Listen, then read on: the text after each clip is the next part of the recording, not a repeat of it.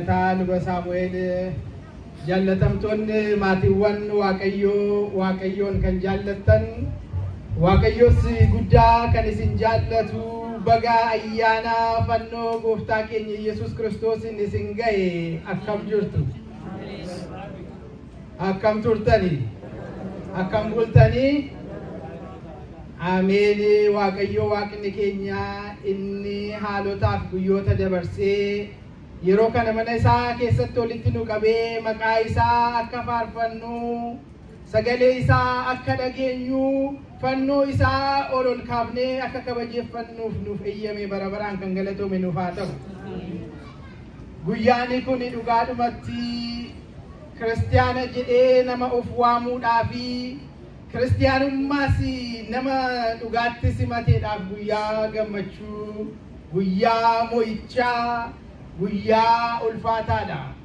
Kanaatii fi manni kiristaanaa keenya guyyattii kana fannoo kabajuudhaatiif maal kabajuu fi fannoo kabajuudhaaf guyyaa kana qopheessite. Fannoo gooftaa keenyaa guyyaatti ol kaafnee kabajannee kabajachuu miti seenaa isaa seenaa jireenya keenyaa goonee guyyaa itti gammannudha. Dubbiin kun salphaatti dubbii nu bira ga'e miti. Warri angafoota Yihuudootaa seenaan fannoo bara baraan akka dagatamuu fi hojiin fannoo akka lammata hin labsamneef yaalii guddaa godhanii fannoo gooftaa keenyaa gadi fageessanii lafa keessa awwaalanii turan. Godhaniiru moo hin goone? Fannoon awwaalamee hin hafne awwaala sana keessaa ba'ee kaabaa hamma kibbaatti ba'aa hamma lixaatti addunyaa kanaaf ifa isaa ibseera. Galanni waaqayyoof haa ta'u. Fannoon awwaalamee hin hafne namni awwaalullee haa yaadu malee achi ba'ee fayyina addunyaa kanaaf kenneera.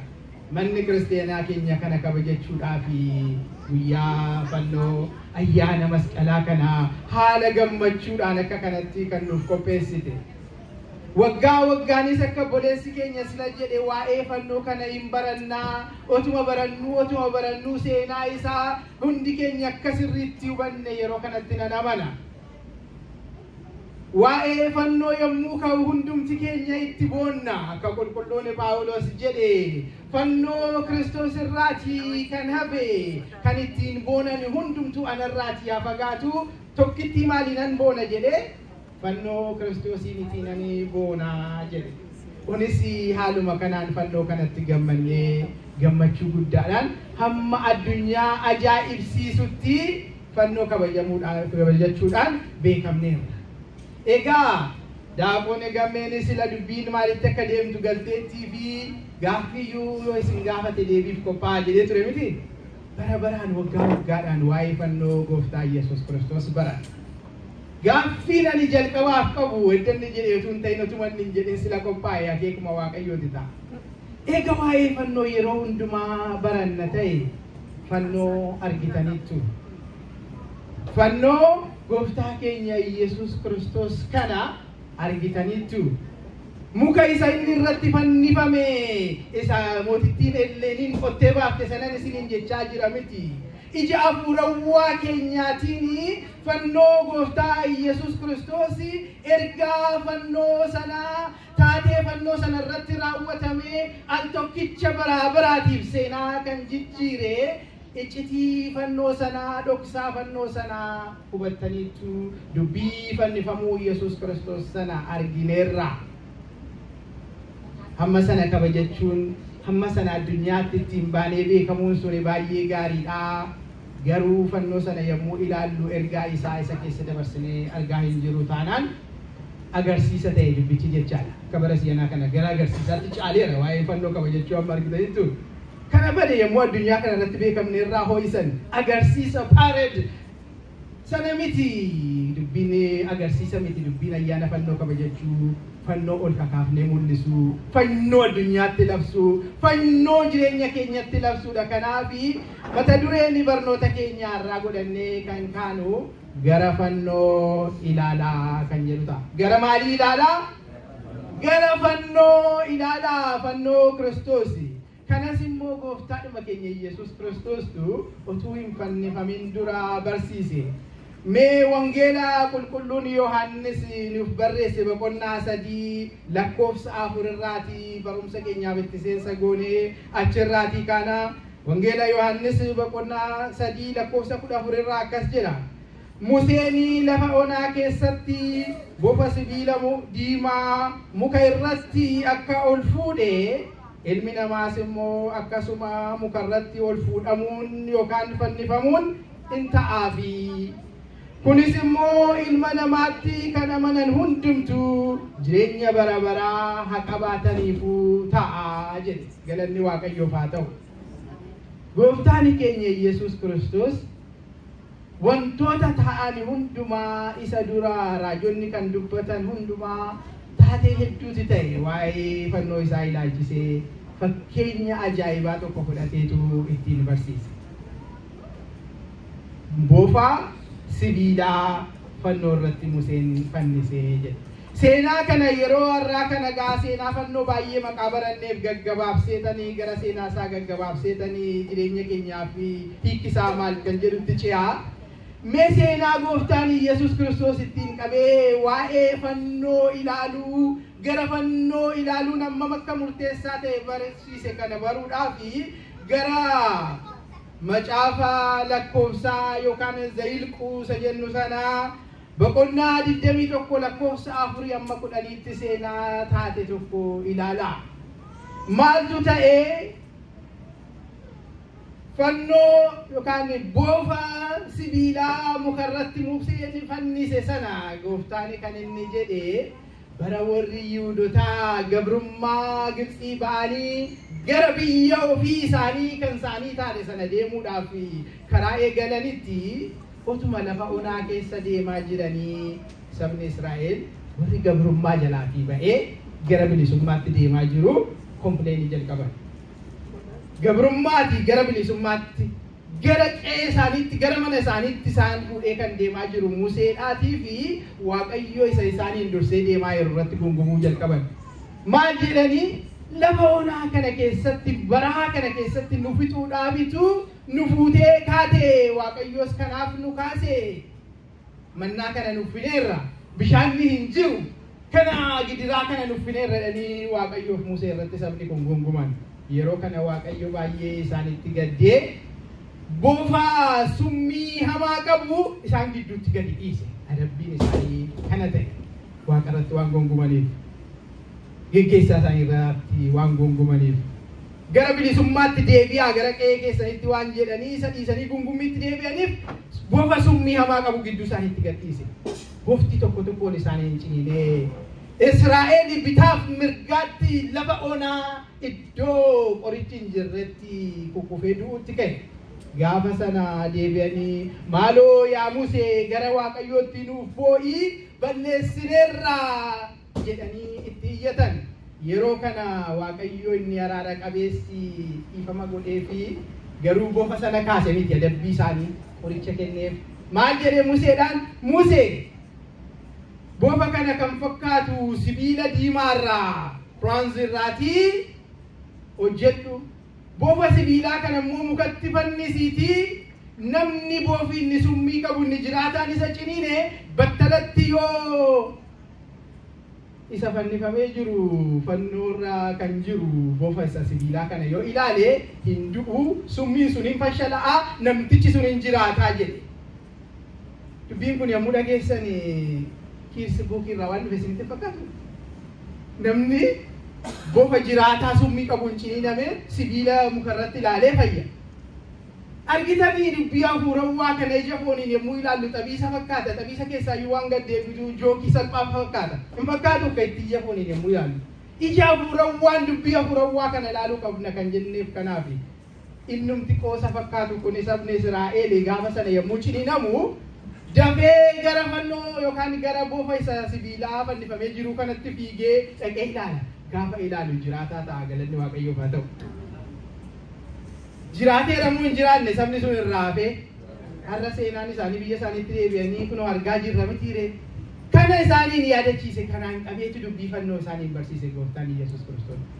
Saba Israa'el sibiilarraa kan hojjetame bofa fannifame ilaaluudhaan akka fayyuun taasise.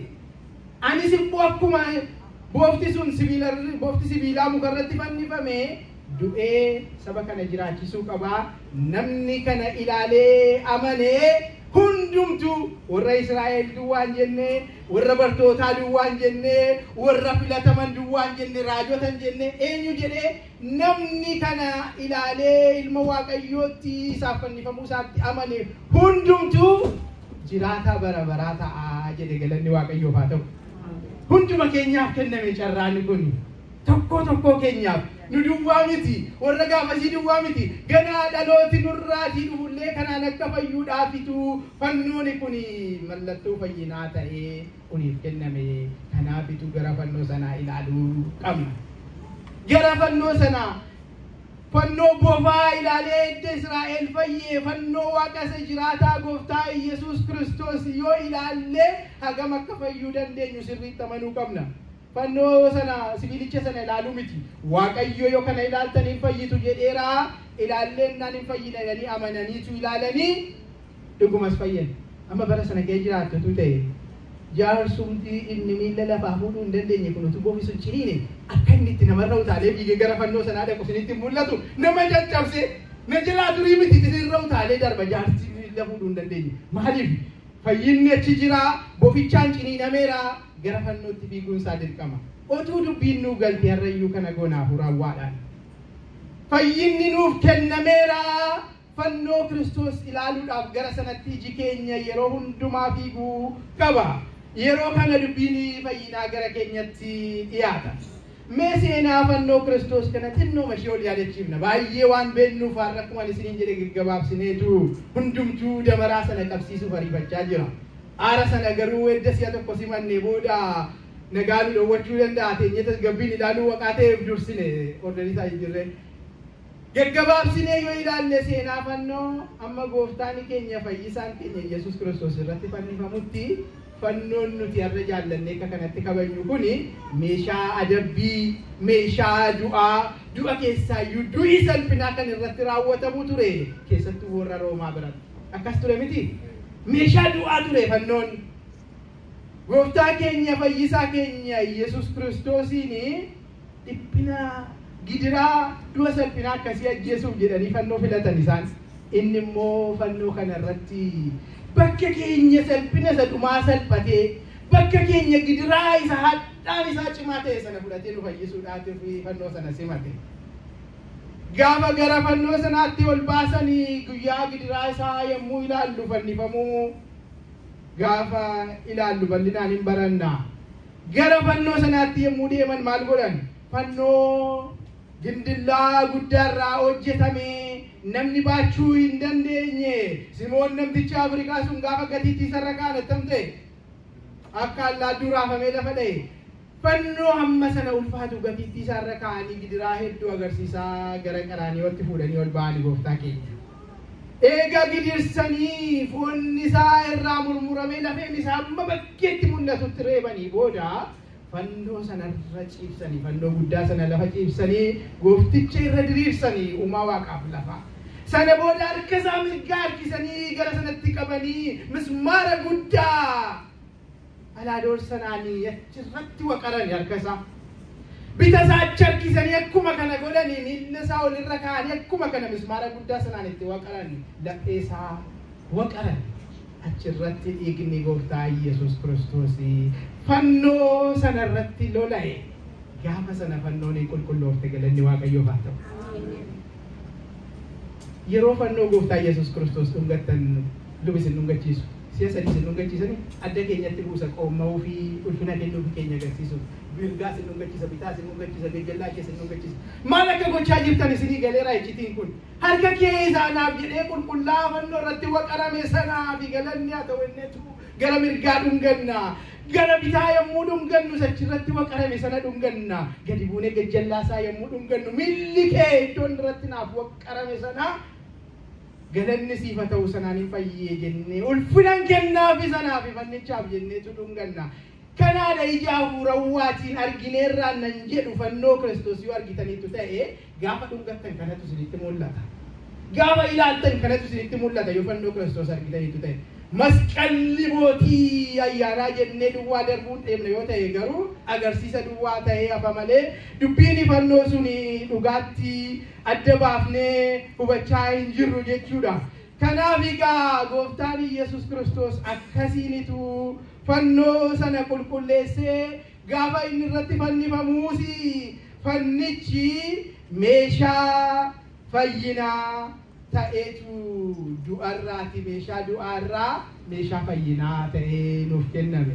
Meeshaa itti qaana'an irraati meeshaa ulfinaa ta'e yaadatu qulqulluu Phaawulos sila tuqeen ture. Warra Galaatiyaaf yommuu barreesse qulqulluun Phaawulos boqonnaa 6 lakkoofsa 14 irratti akkas jedhe. Waan ittiin namni of jaju hundumtuu anarraati haa fagaatu tokkitti fannoo Kiristoos irraa kan hafe jedhe. Eenyummaatti yoo of jajuun barbaachise kan akka Phaawulos hin jiru. Barumsaan yoo of jajuun barbaachise kan akka Phaawulos seera barate hin jiru. Yoo duudhaa aadaa saba isaaf falmutti of jajuu barbaade kan kiristaanota ajjeesaa ture sanaaf ture kan akka Phaawulos of jajuu danda'u hin jiru eenyummaadhaan. Yoo deebi'uutti of jajuun barbaachise kan akka qulqulluu Phaawulos of jajuu danda'u hin jiru. Ifni ifee fi gara Waaqayyootti battalatti warra ajjeesaa jiran sana kee hamma tokko ta'utti kan deebi'edha. Ani garuu eenyummaa koo beekumsa koo humnaa tokkoon iyyuu hin jaju warra sanaan of jajuun hin faakti anarraa fagaatu jedhe qulqulluun Phaawulos. Maalirraa kan hafe? Fannoo Kiristoos irraatii kan hafe anarraatii fagaatu sanaan of jajuun jedhe. Har'a fannoon meeshaa ittiin of jajuudha moo miti? Afuuraatiin kan ittiin dhugumatti of jajnuudha. Yaadatu kadhannaa guyyaa hundumaa yookaan Zawatir ጸሎት jedhamu irratti maal jenna? Fannoon humni keenyas fannoo isaatii jenna.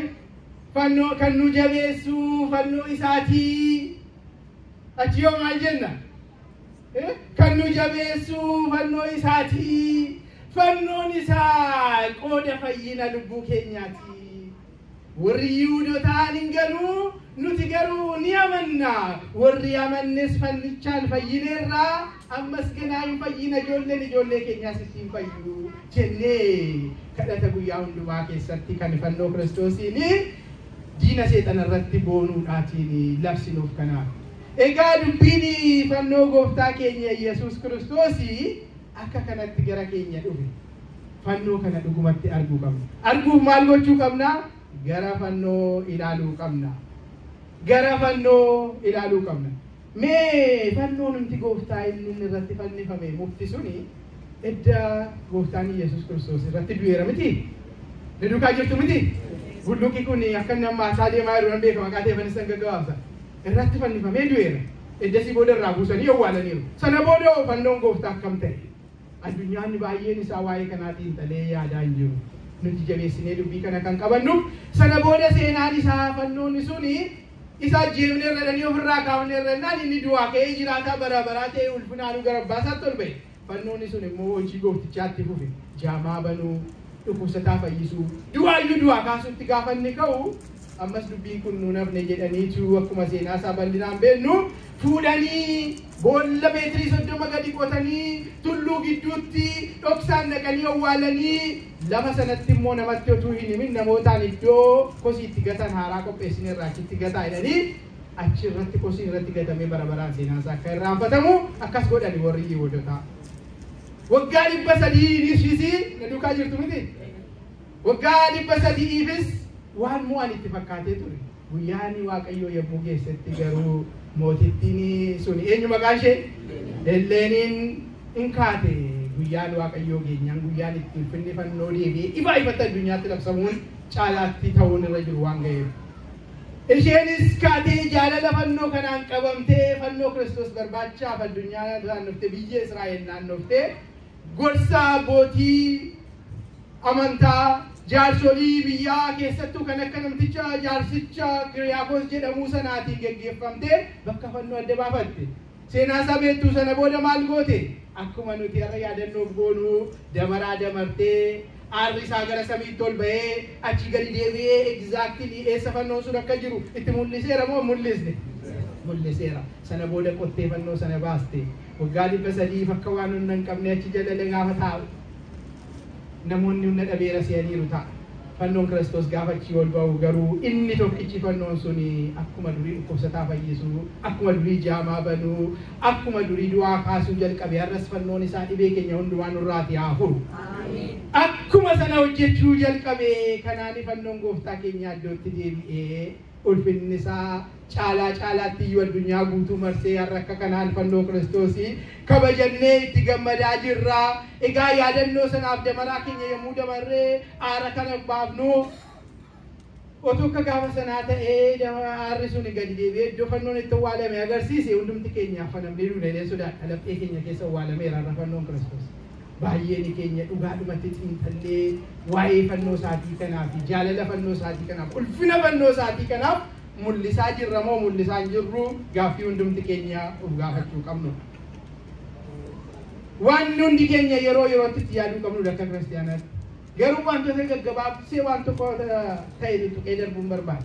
Gara fannoo ilaalaa mata duree jedhuun kaaneera. Gara fannoo kanaa yommuu ilaallu maal argina?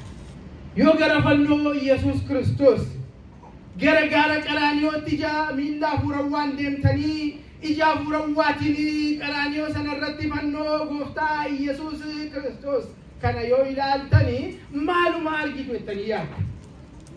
Inni jalqabaa fannoo gooftaa Yesuus Kiristoos yoo ilaalle kan nuti arginu fayyina argina. Gara fannoo ilaalaa yommuu jedhamu dubbii fayyinaa sana ilaalaati argaa jechuudha.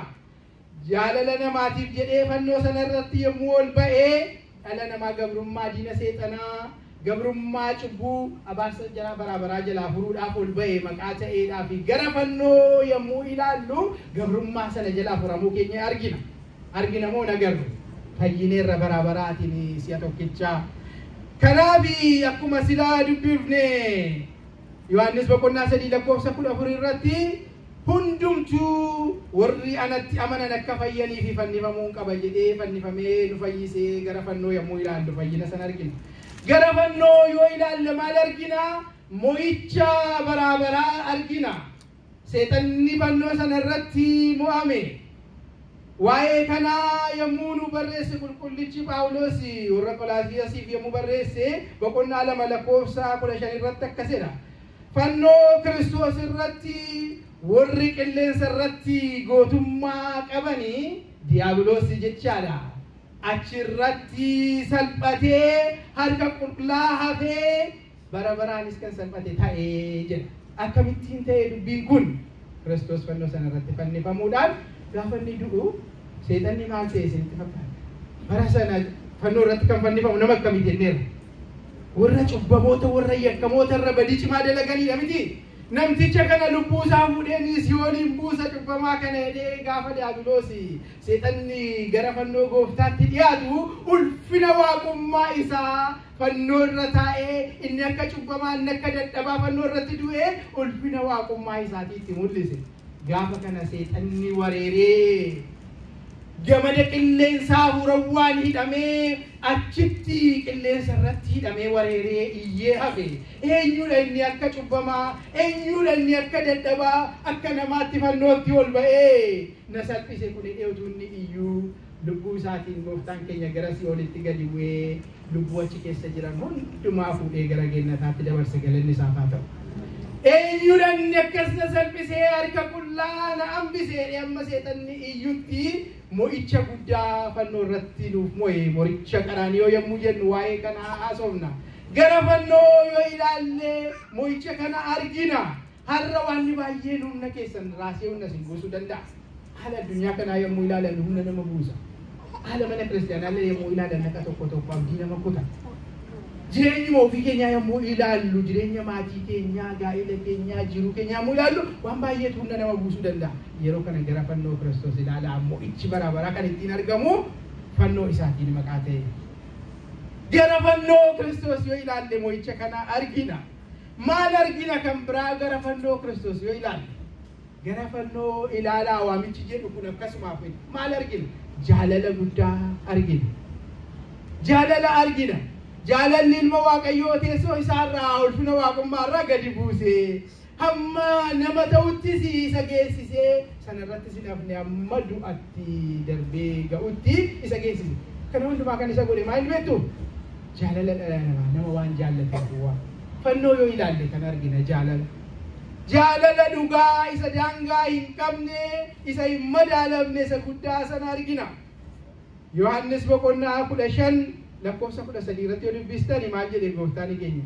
Namni tokko jaalallee isaaf nama baay'ee jaallatuu fi lubbuu isaa dabarsee kennuu caalaa waan inni godhu jira oo jedhe. Hagamuma yoo nama jaallattani lubbuu keessan dabarsee nama sanaaf kennuu caalaa waan gootaniif jira.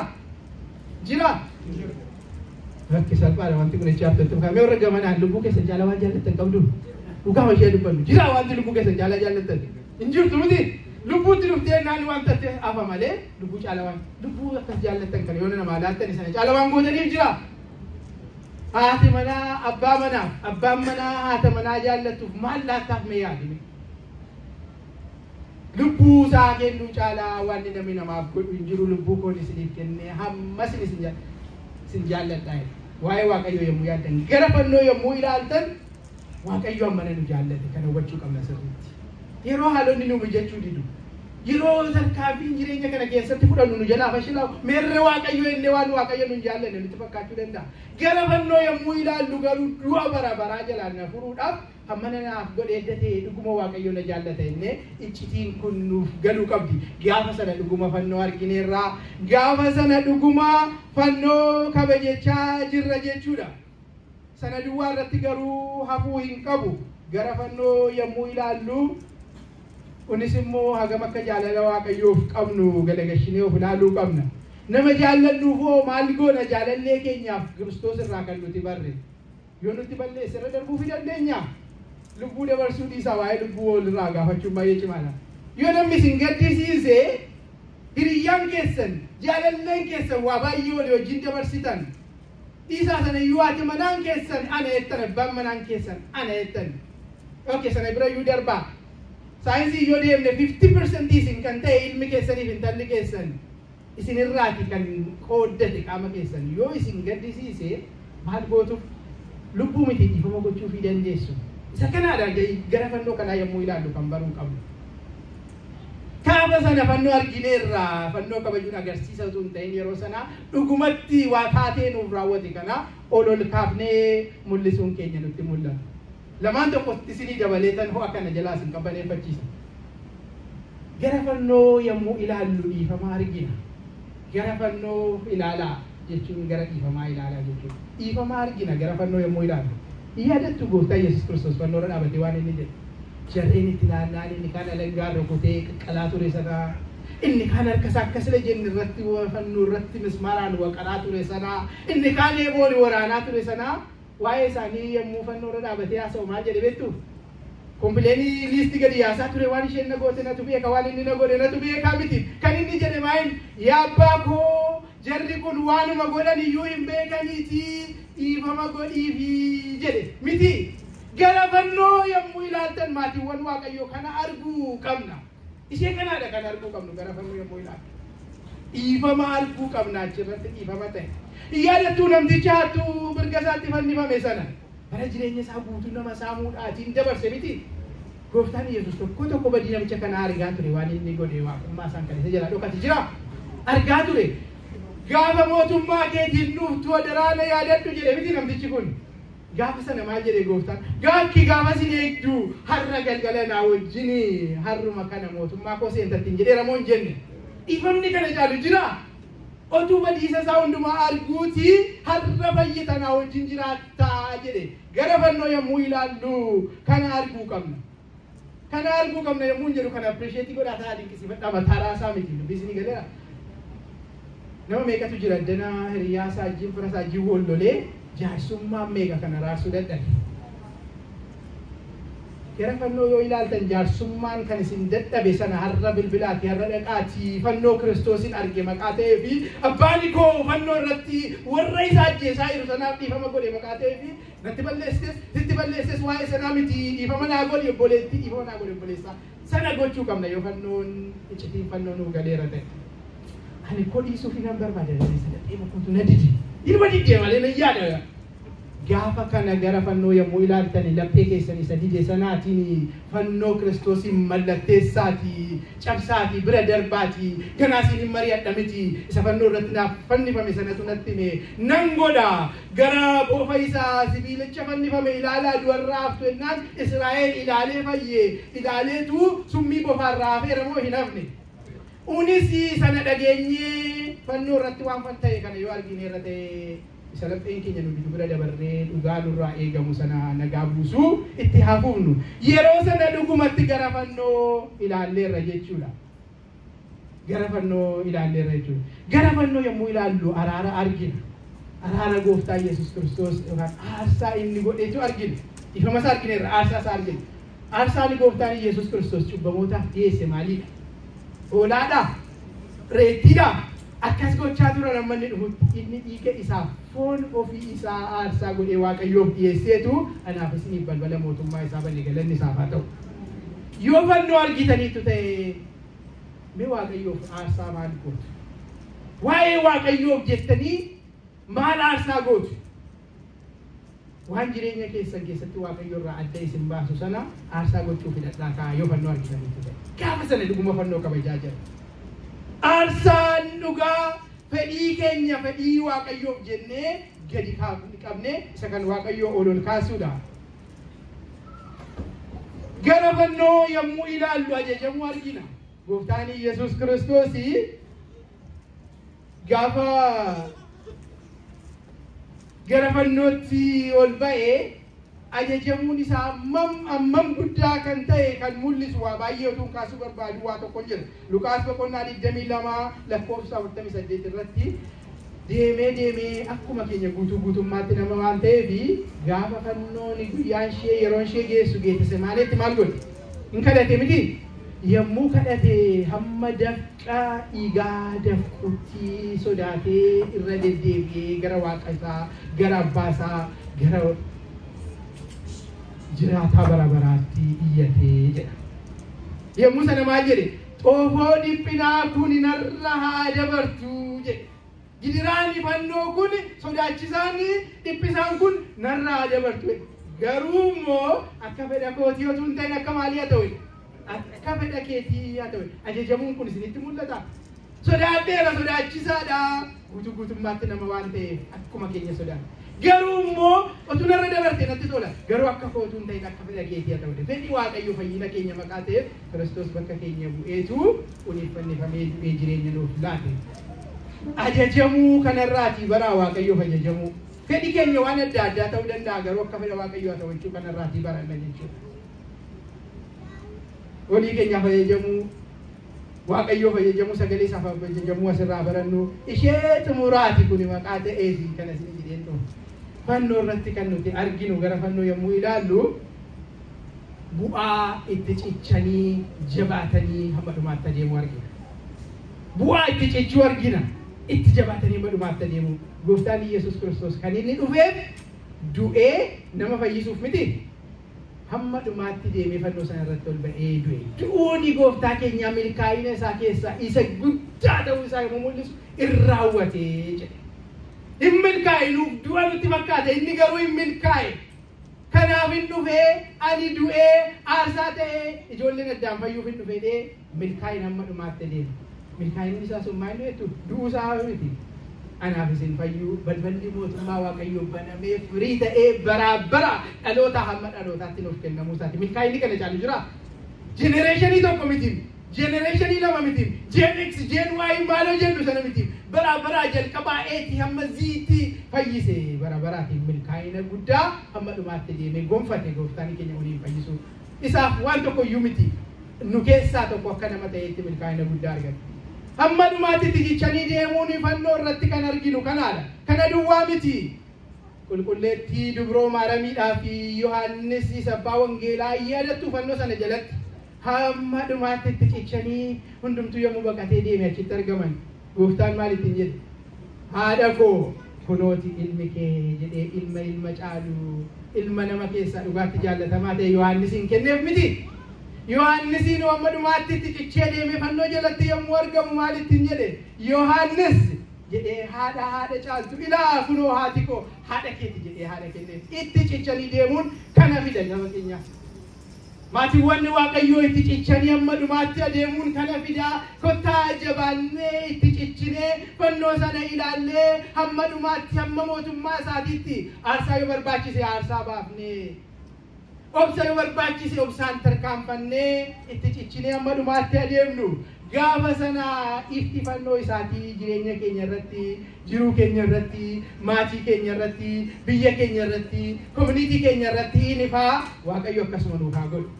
Waggaa waggaan ittiin nu haa ga'u. Galanni Abbaaf Ilma Hafuura Qulqulluu Waaqayyo tokkoof haa ta'u. Amiin.